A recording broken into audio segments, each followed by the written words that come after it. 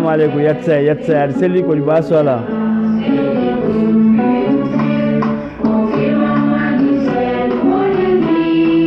Nampo, ça va?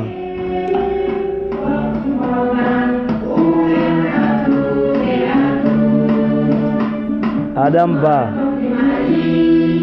Salam alaikum, arseli gay.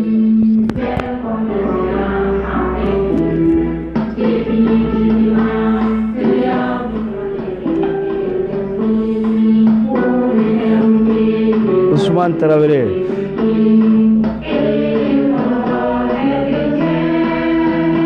Li, salam alaikum.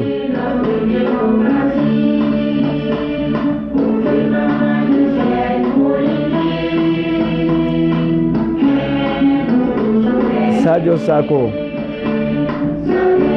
Keita Magan, salam alaikum.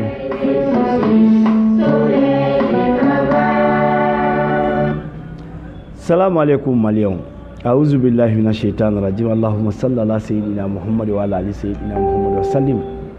Amisele anga kiraba ka no Muhammad ya Rasulullah sallallahu alaihi wasallam kisi ne ma ba l'islam su bela jela nga fure bela jele. Malion kaboka foye. Taga segi abe gondema. Kuluba nola. Ni fendo pipier 600 na uya laje. L'ancien président général Moussa Traoré bi avec Nyoron du Sahel kokata intervention que Moussa Ibeka ali bouye Haidara ni nyonche non Ibeka bouye ma faire fo bouye ko wolo deun ay munu wolo ata wa halalaw nuru petra Ibeka fanfe ali tita Ibeka fanfe bouye ta tout ka nemu sans jamais Moussa beta Moussa ya térié adila ni nyona fe Moussa Traoré aya fɛn fa fune kamara ye jelige bayi fɔlɔfɔlɔ jelige ko Musa Traoré ka fanga bila k'a ka fanga banna Musa k'a ka taa ka bɔ a da la mais a labanna mun ma Musa y'a ɲɛ la Musa donnen kaso kɔnɔ Musa ka kuma fɔta la ko buye ye mun k'ale ye diɲɛ kɔnɔ depuis Ala ye diɲɛlatigɛ da mɔgɔ ma k'a ye k'a fɔ Ibeka ye dɔrɔn nin tɛ Haidara pɛntirilen nin ye Haidara yɛrɛ de ye nin ye Ala sɔn de ye k'a di nin ma nin ko Ala nin ko a kira a ko jamana ama juguma fiyede akima dro mon père Ibrahim Boubacar Keita ika jamana kono denw ka hakke duma u ka hakke bi fanfɛ ne o kɛlɛ o kalo seki ani bi ni ɲɔgɔn cɛ ne mun ye o la e yɛrɛ b'o la kali i yɛrɛ ye o ma se fɛn ma o ne ye mun fɔ dɔrɔn da bɛ Ibeka ye sunɔgɔta ye Ibeka tɛ seconde kɛ n'a ma miiri Buye Haidara la mais Ibeka yafa bɛ ɲini Buye fɛ o système bɛ yen mais Moussa taara mon père Moussa Traoré Mamadou Kaba fa an b'i deli e fana ka fara Buye kan aw ka Ibeka deli a ka jamana kɔnɔdenw ka hakɛ d'u ma Ibeka jamana solution t'a bolo jamana maracogo tɛ Ibeka bolo munna an b'a fɔ jamana solution tɛ Ibeka bolo bi an bɛ don min na bi sɔgɔmada in na dɔrɔn nin ye camion dɔw ye Nyoron du Sahel a camion ninnu filɛ nin ye bi an bɛ don min na u filɛ Malien a y'a lajɛ ne ko n bɛ mun fɔ dɔrɔn n b'a fɔ de i y'a faamuya nin ye camion ni mutani mobiliw de ye ta tulu ani sukoro k'o ladon trafic la Nyoron du Sahel ka dɔ jɛ a ka hakɛ la ka dɔ ka hakɛ don o ma a la mais aw ka nin lajɛ ni bɛ jamana arranger yan o de kɔrɔ ko Ibeka tɛ se a tɛ se yɔrɔ min na ministre t'a bolo douanier t'a bolo o Afrique économique mɔgɔ t'a bolo o impôt mɔgɔ t'a bolo mun bɛ se ka Mali bɔ nin dingɛ in kɔnɔ o bɛ yira Ibeka la dɔrɔn a ka maliyɛn denw ka hakɛ bɔ k'a d'u ma summa wallahi billahi talahi seliji de bɛ nata n bɔra seli de la sa bɛ ni Allah subhanahu wa ta'ala cɛ nin donna Nyoron bi sɔgɔmada in na nin ye trafic de ye camion 2 sukoro ni tulu engagement dun kan ka jɔ bi 1er novembre normalement engagement bɛ jɔ 30 novembre n'i y'a engagement jɔ 1er novembre ministre de la finance de décret bɔ k'a jira DFM na aw kana engagement foyi kɛ ni wari mun tɛ yen wari tɛ yen ça va pas c'est pour cela engagement jɔra mais engagement man ka jɔ parce que munna fasodenw bɛ baara kɛ baarakɛlaw bɛ yen ni aw de wulila ka taa Buye Haidara kɛlɛ ka taa Buye Haidara ka fɛn bɔ a bolo mais o tɛ se ka kɛ o mon père Ibrahim Boubacar Keita nin da yɛlɛ o tɛ se ka kɛ o tɛ se ka kɛ sans jamais parce que dɔ ka hakɛ o tɛ se ka minɛ ka di dɔ ma ka bɔ k'a ɲɛfɔ ye dɔrɔn baarakɛlaw bɛ yen b'u ye ko i ka jamana kɔnɔdenw ka hakɛ d'u ma b'u ye ko i k'i ka population ka hakɛ d'u ma parce que ko hakɛ b'i ka sini kiyama kɛnɛ kan ale ye silamɛ de ale kun dɛmɛ n'i fɛ mais ale tɛ dɛmɛ i fɛ nkalon kan o de la o kɛlɛ yɔrɔ filɛ tu tɛ taa tɛ ni e y'o b'u ye kɛlɛ k'o k'i faden ye k'o b'u ye kɛlɛ ka denmisɛnninw bila olu bɛ b'u ye nɛni o ma deli ka kɛ depuis ala ye Mali da diɲɛ kɔnɔ ni e tile tɛ IBK mais b'u ye bɛ se ka pardonner e ma nkalon kan ni b'u ye pardonner e ma o kɔni na jamana kɔnɔdenw ka hakɛ b'u ye y'o ta k'o di e ma mais ne b'a dɔn b'u ye Hayidara ye mɔgɔ min ye o t'o kɛ i y'a faamuya b'u ye Hayidara o la Hayidara de ne ye mun fɔ o ye dɔrɔn yani ala k'an ka hakɛ minɛ k'a di an ma IBK problème t'a la réconciliation i b'o ɲini n'i kɔrɔkɛ fɛ mais n b'a dɔn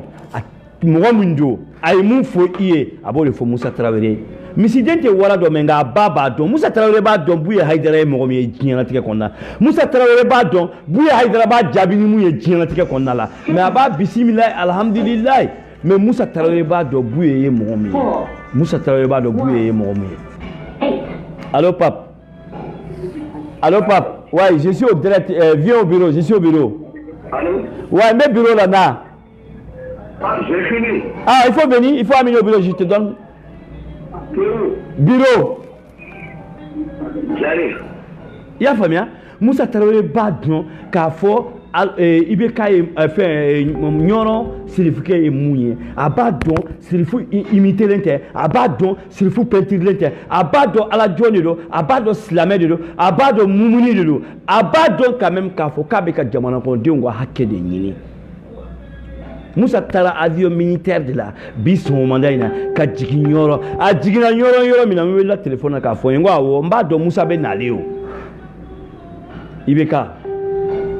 ka bɔ ka f'i ye IBK Mali solution t'i bolo IBK i tɛ se ka Mali jɔ IBK hali kunu e bɔra ka taa feliw mun inauguré ne b'a kalama depuis 2010 ATT ka projet de don summa wallahi billahi talahi ne y'a marché sɔrɔ feliw la $300,000 ani kɔ mais a marché a don a fanga ka bon ma n tɛ se k'a kɛ a bɛnna ni coup d'état ye n y'a jɔ a bɛ ni n ka duniyatigɛ cɛ a bɛ chinois minnu bolo a y'a marché di ma a bɛ ni Alahu subhanahu wa taala cɛ ne b'o dɔn o tɛ IBK ka projet ye parce que IBK depuis IBK nana dɔrɔn IBK i ma bien vrai tu m'excuses Malien aw bɛ yafa ma i ma baarakɛla sɔrɔ mais baara talan t'i la a tigitaki tɛ e la parce que baara talan bɛ mɔgɔ mun na e y'olu k'i faden ye parce que e ko nin ta e ko ko jugu malo la n'i y'a ye e ko jugu malo la cela veut dire quoi malien den bɛɛ lajɛlen tɛ kelen ye e bolo IBK mun kun bɛ se k'e ka fanga ɲa il faut que e ni opposant ka kuma il faut que e n'u ka kuma il faut que e n'u ka baara kɛ ɲɔgɔn fɛ mais e y'olu k'i jugu ye olu dun t'i jugu ye olu y'i nin de ye parce que ni maa mun b'i ka critique f'i ye surtout jamana kuntigi kɔrɔ ni maa mun b'i ka critique f'i ye k'i to jamana kuntigiya la normalement i kan k'o de lamɛn parce que munna minnu b'i fɛ olu bɛ nin degun de fɔ i ye o mun ka di ye o b'o de f'i ye mais minnu t'i fɛ olu b'a yira i la i tɛ mun fɛ i kan ka mun kɛ i ka mɔgɔw bɛ banna ka mun fɔ i ye olu b'o de yira i la ni e ma kuma olu fɛ e bɛ kuma jɔn de fɛ même temps dictature tile la mɔgɔ bɛ e nɔfɛ bi minnu ye critique kɛ u ka critique analyser la k'a lajɛ surtout bi an bɛ don min na démocratie clé mun do fɔlɔ ka d'a kan n'i ma taa démocratie sira fɛ tubabu ka miska la zaraji a tɛ jigin jamana in kɔnɔ et puis hɛrɛ wallahi billahi i bɛ ka k'i ni bu ye kɔ donnen to ɲɔgɔn na hɛrɛ tɛ jigin Mali kɔnɔ sɔgɔma ani sisan cɛ ne ye $21,000 sara impôt la damanda la n ka baarakɛlaw ye maa mun bɛ yen n y'a fɔ aw ye a bɛ maa 10,000 bɔ u bɛ ka impôt fixé mɔgɔw la 7,000 e k'o jate dɔrɔn o ye mun na u yɛrɛ bɛ kitasi dilan u yɛrɛ ka taa di damadala mɔgɔw ma k'o bila o pɔsi kɔnɔna la mais n'o bilala faso kɛsi kɔnɔ dun a bɛ dɔ bɔ an ka gɛlɛya kɔnɔna na a bɛ jamana avancer a bɛ sɔrɔ yiriba yani ala k'an ka hakɛ minɛ k'a da an ma mais n y'a f'i ye a baarakɛla t'i bolo ministre de finance min b'i bolo n'a kanu de b'i la n'a tin de b'i la n'i ko k'i den de don problème t'a la i den de don mais a b'aw bolo mais IBK nyunyu mena ni nyanga ye jamana ye wallahi ni crise ne nyete solution na mun be se ka boy ni ma jamana kono dengo hakke bo ka duma ne nyeta la suma wallahi nyeta la ibe ka idoko ke Soumaïla Cissé ne peuple yu ga voix ta ka dalelema ku ba le de fait kale de mali solution wallahi ni ma ka hakke bo ka dama wallahi jamana te suma busa tambolo Malfa tambolo de muru tambolo de mais mundo na dugukolo duguma ala e jinya dongolo da abe jabi adumbe ka taka abe ka se milier la ni be se iki seki ko aka bo dugukolo duguma wallahi ni me bo hayi kola wallahi ni mundo na dugukolo duguma bo hayi kola buye tamane de ibe ka tagama tamade ka de buye to oye buye to commerçant na tabaye ka fo bi e buye kelela e ga douanier et financier be bouye nyagar labo ou be commerçant wera toy ou be don trafiquer nyoro di Sahel to manu dia sugoro ni tulu bouye ko ale be barake malien diunde ale te na le do ale be ala tanu be ala wali nyumando na le do wallahi billahi ale be ala tanu ale be ala wali nyumando ale mogote parce ale ka côté waryo ale ni de murtani mobilu ye ayaye camion fleni in camion fleni dona so komadaina nyoro di Sahel ni camion fla jugu ya tele nafigi ya tele mais meku deme de dro pour que ka jirula solution mun tu bolo o solution flenier abe se ka so mali konna nada mais ala anga hake na yo de dama abe se ka question itska ni nyalo ni doyen ga be ni mineka bla poste konna la afre économique mo tenna un peu mo tenna uta e foka jinya wuli tulu ni sugoro camion fla o wari e joli o dura e joli parce que consommation de l'eau ou peut donner bibé avec faire bibé kaba camion be bo bibé ka tasarjuma wala ke bibé o te jamana arranger mu be jamana arranger jamana ko di wa hakke duma barakela bulu ambe barake ni wo amba beyero do ma kelen ti se ka jamana kuturu ka hakke ta ka dumu jamana en konnala en tant que ni Soumaïla Cissé be président la ni yaye mali dirigeant do be ubi ife o tuku ko surtout ga officier parce que ni Soumaïla Cissé nana kulu ti se ka chouin ta solo non mais pour que be chouin il est mou chouin o be fara ka salaire de basique andro il be balo il be seli il ka seli be mine il ko be nya il nye be nya il mi ga dula dumuni haramuna Soumaïla ko audio Soumaïla ma fo ko ka hakke takadi ma kelema o ka shuye kelefe ka to dingun konnala jizu be grève la bi kalo sabani ko bi de yu ko assemblée générale nous mun jabi mun bora la bi ameno o de me ankula tout est à terre ibeka mu me foyer mon père Ibrahim Boubacar Keita imanani dogo beke ambe bo akalama na ya dia Moussa Traoré kungata mobili la na tara mobili la abe fo awnyena ibe kay be jamana ko dingo hakke sekuma ibe wili ibe ta yafa deli ko kafe munyi mu sababu ya ke ikara président Mali kono c'est 100% en 95% des musulmans bon slamé ou de voter slamé ou de tourner ko ala ni bouye sababu ya ala ni Mamoud diko sababu ya bon e kango jamana ko ndi nga hakke duma ulute e fade e nuluka ben awdi mo ko ba we u ki sira yira Moussa Traoré Qur'ane jigi kaso konna law jone Qur'ane da mango buye haydara dido jone selini wirdi du Moussa mango buye haydara dido Moussa bisega moriya barake Moussa ka duwa ube jabi abado ala sira la kuma munkanga fo ala be jeli yoro me Moussa bodo ala ni buye haydara sababu ya ibeka me bomba fier wallahi ni te solution ni maloka bon kunu itara kai eta continuité de itara felu barazin daire no i dogoke d'après yemu fo i dogoke atite o ko projet de o te basiye jamana yere yode ni taro daire mais ibeka ikanga don ikanga keleya ikanga dusuta ka donc fo atite barake atite wilani kuleta de atite jamana de kanuye ka son ka démission arandi abanga constitution kono odo CEDEAO ya dira ko atite te démission arandi na ya dia odo atite démission arandi mais atite bora bi ni fier ni yambaye ni kuna wolo bi ni etaro felu inauguré kutra kaibe de entouré mo tise ki ka hakefo andu me démocratie de la ni ya tubabu be warda amma parce que a tolen do bɛɛ de ka hakɛ fɔ hakɛ in kɔnɔna de bɛ fara ɲɔgɔn kan jamana bɛ jɔ ni o de ye jamanakɔnɔdenw ka hakilina de bɛ fara ɲɔgɔn kan jamana bɛ baara kɛ ni o de ye ni e ye ka empêcher o ma ka mɔgɔw bila wari dira mɔgɔ minnu ma minnu bɛ te e kunbɛn i bɛ ka wari ko tɛ o non e ye wari mun di olu ma o ɲati bɛ anw ye Mali Bamako yan e ye wari mun di u ma o ɲati bɛ kayikaw yɛrɛ ye ko dialyse appareil a bɛ se ka san ka d'u ma radio appareil a bɛ se ka san ka d'u ma mais i bɛ ka depuis e sigira fo bi a fɔ dɔrɔn i bɛ ka e taara i ka baara kelen jumɛn inauguré n'i ko k'o ye Segu Essentiel ye i bɛ ka felu mun jɔlen filɛ nin bolo chinois de y'a jɔ nin ye Sino Hydro projet de ye nin ye Million Challenge ka projet de ye jɔn nana n'a ye ATT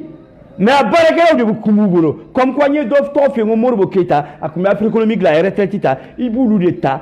impôt agents i b'olu de ta k'u kɛ ministre des finances ye i bɛ Africonomique agents de ta i b'olu ta i b'u kɛ ministre des finances ye parce que olu de b'a dɔn nin commerçant bɛ importation kɛ nin commerçant tɛ importation kɛ nin commerçant ka capacité bɛ taa nin commerçant ka capacité tɛ taa olu de b'a dɔn trafic bɛ don cogo min trafic tɛ don cogo min olu de b'a dɔn mais ne e nana mɔgɔ sigi ko non ko a ye kalan kɛ comptabilité b'a bolo a la k'a ye kalan kɛ docteur en économie mais a ma pratique kɛ a la parce que a tɛ terrain ka a la n'i nana o ta k'o sigi n'o y'i den Boubou Cissé l'enfant Soussou ye n'o sigilen bɛ san 3 jamana in kɔnɔ ala ye diɲɛ don o don sɔgɔmada fɛ jamana bɛ gɛlɛya kɔnɔ ala ye diɲɛ don o don sɔgɔmada fɛ da jamana kɔnɔdenw de bɛ wuli k'u ka hakɛ ɲini u ka baara kelen u ma hakɛ wɛrɛ f'i ye dɛ u ye baara min kɛ o hakɛ ni e tɛ se k'o sabati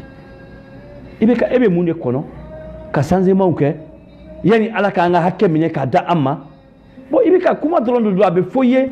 sɔn kuma in ma o de ka ɲi an ni ma yanni ala k'an ka hakɛ minɛ k'a di an ma i bɛ ka jamana bɛ ka taa cogo min na tagato ɲuman tɛ dɛ crise économique o tɛ Mali arranger dɛ ɲuɲu bɛ na ɲagaɲaga ye ɲuɲu bɛ na ɲagaɲaga ye walahi bilahi i bɛ ka crise économique tɛ Mali arranger crise économique tɛ Mali arranger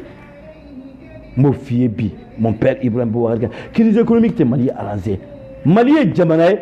silamɛ jamana don danbe jamana don mais i bɛ ka tile danbe bɔra Mali la Mali ko binna Mali ko cira Mali kɛra pɔnpɔn pogolo ye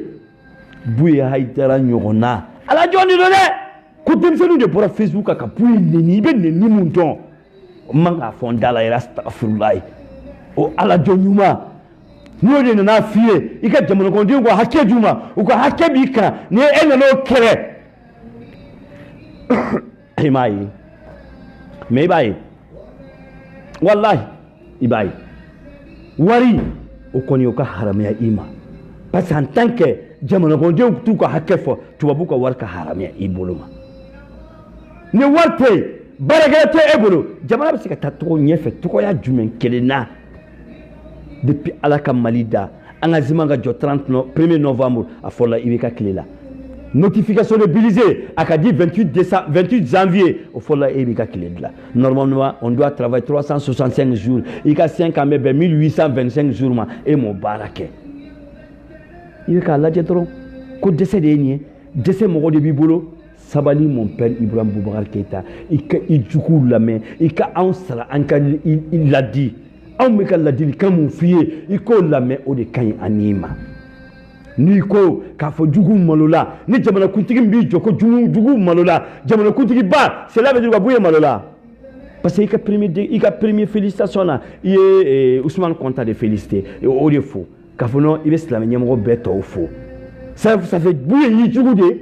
non i bɛ ka Buye t'i jugu ye Buye de e sukandi k'e di Ousmane Konta ma k'e di Mamou Diko ma ko vraiment ne b'a fɛ an ka IBK de sukandi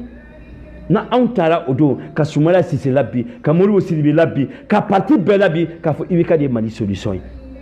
i bɛ ka an taara i nɔfɛ mun na k'i bɛ Mali bɔ kɔngɔ la i bɛ Mali bɔ corruption na i ko k'i Mali tɛ tila mais i bɛ ka ala de nana kɛwale yira anw na e ye Mali tila Mali kɔngɔra i tile la Mali ɲanina i tile la Mali tɔɔrɔla i tile la jamana kɔnɔdenw ka hakɛ yɛrɛ e tɛ ka se k'a di u ma e tile la Soumana Cissé bɛ yafa ma ala ni kira kama n delila k'a fɔ n da la diɲɛ kɔnɔ ko ni n ye diɲɛ don o don diɲɛlatigɛ kɔnɔ n b'a fɔ Soumana i ka yafa ma parce que n ye nkalon minnu ta ka da i la n'i ye don min na n y'o yafa de ɲini fɛ ko i yafara ma mon fils ala ka fanga in don i garijɛgɛ la ni ala y'a don i garijɛgɛ la ala ka mara ko ɲuman don i garijɛgɛ la ala ka fanga in jamana in tali ala ka do igarjigɛ la a baara ko ɲuman ala ka do igarjigɛ la Soumana Cissé n'o ye anw ka ala deli n'o ye peuple ka ala deli ni peuple minnu sɛgɛnnen no bi ni ala de bɛ se k'u ka hakɛ minɛ ka d'u ma an y'o yira masa arahman na n'anw tɛ bɔ kuma la n'an ma Mamu Diko ni Buye Haidara fo an ka foli b'u n'u ka denbaya ye an ni olu an y'an kalifa ala ka sebaya sinsan kɔnɔna na maliyɛnw k'a fɔ aw ye ko système mun bɛ ka taa gɛlɛya in a tɛ se ka bɔ jamana in kɔnɔna la bi Ɲɔrɔn du Sahel chef de bureau a bɛ trafic de la Ɲɔrɔn bi cogo min mana a diya ani opérateur économique malien dɔw bɛ yen ani opérateur économique tonton Kabanogo salamu alaikum ani opérateur économique dɔw bɛ yen minnu ye comment il s'appelle minnu ye Mourtani opérateur économique ye u bɛ sukaro ni malo ni ta ka na n'a ye frontière la malien commerçant b'a ta k'a ladon sans calcul sans intention de affaire économique bon an b'o gɛlɛya de la bi n y'a publié n ka compte kan malien de aw b'a ye aw ɲɛ la Musa Tarawele ni police ani cargo militaire avion a n'o de taara Ɲɔrɔn sirifukɛ bara mais yani wula fɛ an b'o jaabi ye sini ni ala m'an ka jɔnya jɔ an na ni jaabi o jaabi bɔra la n b'a bɔ k'a fɔ maliɛndenw ye k'a yira u la a y'aw hakili sigi Buye tɛ Haidara pɛntirilen Buye tɛ jamana kɔnɔdenw janfa mɔgɔ ma Buye bila a la Buye y'a ye de jamana in bɛ ka taa cogo min na a tagacogo man ɲi n'a y'a dɔgɔnin wele k'a jira dɔgɔnin na Ibrahim Boubacar Keita n b'a ɲini fɛ jamana kɔnɔdenw ka hakɛ d'u ma ni Ibrahim Boubacar Keita y'a Buye kɛlɛ o kalo 8 ani bi ne jamana bɛ cogo min na aw b'a dɔn an b'a dɔn bɛɛ b'a dɔn surtout aw tunkarankɛw barafo aw minnu bɛ wari bila ka na aw faso la ka na aw bangebagaw balo n'a ye aw b'a dɔn n'aw tun bɛ malo san prix min na n'a bɛ bi prix min na bon o Buye de kɛlɛla i bolo jamana kɔnɔden dɔw de tilan i bɛ minnu i ko ko minnu y'i niw ye n'olu de bɛ mɔgɔw sara ka Buye Haidara cɛkɔrɔbatɔ ɲini Facebook kan n'o ye Haidara wula Haidara ye n'o tɛ Haidara pɛntirilen na anw jigi bɛ ala na kira kan an jigi bɛ an fa n'an baw kan an jigi bɛ Buye kan an jigi bɛ Gidale Koyita kan n'olu ko ala n'olu ko a kira n'a fɔra ye i bɛ ka Buye t'o ye dɛ k'a fɔ n y'a lajɛ a y'a fili a ko salaw non Buye t'o ye Buye ko ala ye kelen de Buye ko ala ye kelen de i bɛ ka Buye sigilen bɛ dɛ et puis Buye baarakɛla de Buye jigi tɛ fanga ka wari kan Buye jigi tɛ o kan Buye ko jamana bɛ degun de la dɔrɔn ale bɛ fɛ ka jamana bɔ degun na yanni ala ka wagati dɔw se n'o ka hakɛ de bɛ minɛ a la e ka duwawu ye o bolo ka to ka camion servi e ɲɛnama ɲɛna ni e denkɛ n'o de bɛ duwawu ye commandé n'u ka tila ko Amadu Buye ka 7 500 000 ka tila ka opérateur économique autorisé u ka trafic kɛ territoire de Ɲɔrɔn du Sahel ka sukaro ni tulu la don malo la don trafic la parce que ni ko trafic ni intention tɛ minɛ min na dɔrɔn trafic de don ni intention tɛ minɛ min na dɔrɔn trafic de don parce que e t'a dɔn a sanna prix mun na ni ne nana mun déclarer o de bɛ kɛ non ni intention bɛ mun na i b'a dɔn a sanna prix mun na gouvernement bɛ se k'a ka taxe ta k'a calculer i kan ka mun sara i bɛ mun sara impôt ye i bɛ mun sara frais économique i bɛ mun sara douane ye o y'a intention b'a la mais n'o tɛ sara o ye maa kelen de bɛ 18 millions ka hakɛ dun mais i bɛ ka jamana o t'a arrangé o tɛ jamana arrangé bi o tɛ jamana arrangé sini ka bɔ k'a f'i ye mon père Ibrahim Boubacar Keita i ka juguya tɛ conseil de don k'a f'i ye i ka juguya tɛ walahi conseil de don k'a f'i ye u to yen i k'i ɲɛsin peuple ma Buye to yen a bɛ k'a ka intérêt ɲini i k'i ɲɛsin peuple ma wallahi ni mun to yen i bɛ ka don dɔ la i bɛ na nimisa i kelen i b'a fɔ ah hali ni n kun y'a dɔn o don bɛ na wallahi n'i ma segin i kɔfɛ suma wallahi o don bɛ na i bɛ ka a lajɛ dɔrɔn e ka dépasse hali kunu e bɛ ka na ne ye Bezi sɔrɔsiw ka camion mun ye a bɛ ka taa i kunbɛn aéroport la a ka ca ni camion 15 ye o essence sɔngɔ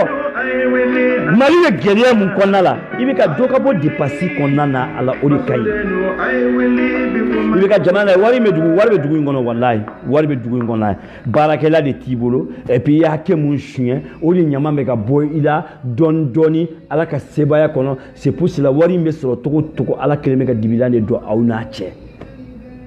ala tɛ dibilan bɔ aw n'o wari ni ɲɔgɔn cɛ en tant que aw bɛ ka fantanw ka hakɛ de tɔɲɔ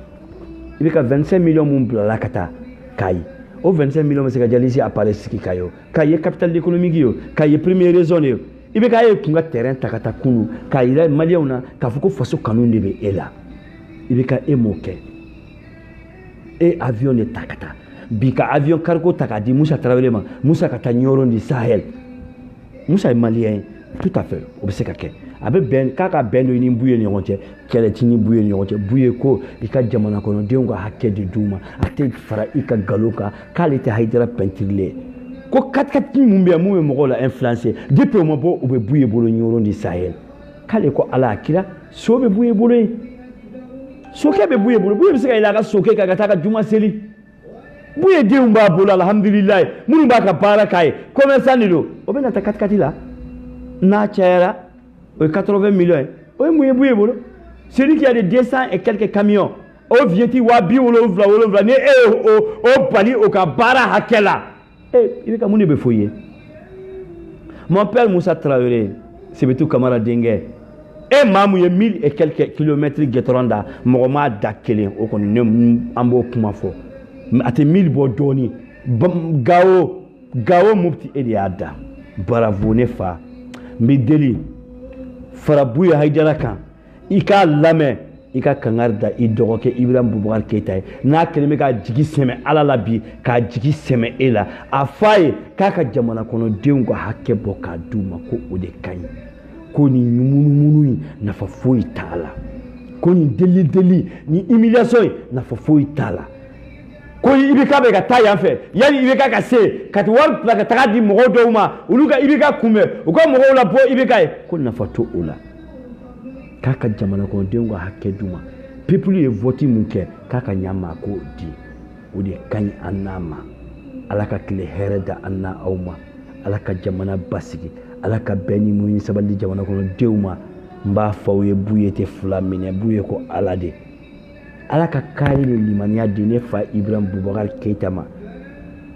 a ka maliyɛndenw ka hakɛ segi u ma o ye ka bɔ k'a fɔ aw ye n bɛ bɔ kuma la dɔɔni n kun ye layidu de ta aw ye n ko n bɛ camion photo yira aw la n y'a publier n ka compte kɔnɔ n tilala k'a yira aw la k'a jira aw la suma wallahi n ma nkalon tigɛ o ka bon ni ne na aw ye dɛ o ye ala ye k'an k'an kale a masa la man kale jo la man kale foyi la n ko Allahu subhanahu wa ta'ala nin kalew dilan nin mobili in donna ɲɔrɔn sɔgɔmada in na nin tɛ Mali arranger dɛ Mali tɛ nin mérité dɛ n bɛ fama ma dusu bɛ maliyɛndenw kɔnɔna la dɛ n bɛ fama ma baarakɛlaw bɛ maliyɛndenw kɔnɔna la dɛ inspecteur impôt caman bɛ yen dɛ n bɛ fama ma inspecteur caman bɛ minnu bɛ di affaire économique la dɛ n bɛ fama ma baarakɛlaw bɛ minnu bɛ se ka baara kɛ dɛ i bɛ ka i t'a la i ka yɛlɛma kɛ yanni ala k'an ka hakɛ minɛ k'a di an ma n ka foli b'aw bɛɛ n lamɛnbagaw ni lajɛbagaw nin ye aw den aw dɔgɔnin Ibrahim Yata Sayide k'a fɔ aw ye aw ka hakili sigi jamana in n'an bɛ taa a bɛ se ko nin bɛɛ kɔfɛ ko hɛrɛ bɛ yen hɛrɛ bɛ na Mali kɔnɔ merci.